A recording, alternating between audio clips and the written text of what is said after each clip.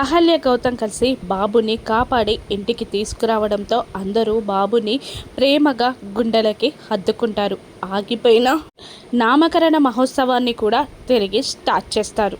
అహల్య గౌతమ్ ఇద్దరు పీటల మీద కూర్చొని పూజ జరిపిస్తూ ఉంటారు. పంతులు గారు ఇలా అడుగుతుంటారు, బాబు, మీ బాబుకి ఏ పేరు పెట్టాలనుకుంటున్నారు అని అడిగేసరికి, ఇంతకుముందు మాకు నచ్చిన పేర్లన్నీ రాసి ఆ బౌల్లో వేశాం కదా పంతులు గారు, ఏ పేరు వస్తే అదే పేరు పెట్టాలనుకుంటున్నాం అని అంటూ బుజ్జి అని వాళ్ళ అల్లుడిని పిలిచి ఆ బౌల్ని భానుమతికి ఇవ్వమని చెప్పగానే బుజ్జి ఆ బౌల్ని తీసుకెళ్ళి భానుమతికి అందించవక, ఒక పేరు తీసి చెప్పు నానమ్మ అంటాడు గౌతమ్.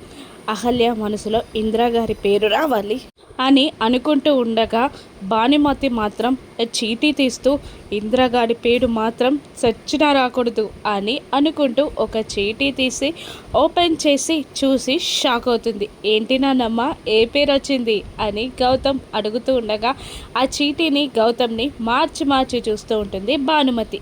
గౌతమ్ చీటీలో ఇందిరా పేరు వచ్చింది కాబట్టి బాబుకి ఇందిరా పేరే పెడదామని పట్టుపడతాడా? భానుమతి ఒప్పుకుంటుందా? చీటీలో వచ్చిన పేరునే బాబుకి పెట్టగలుగుతారా?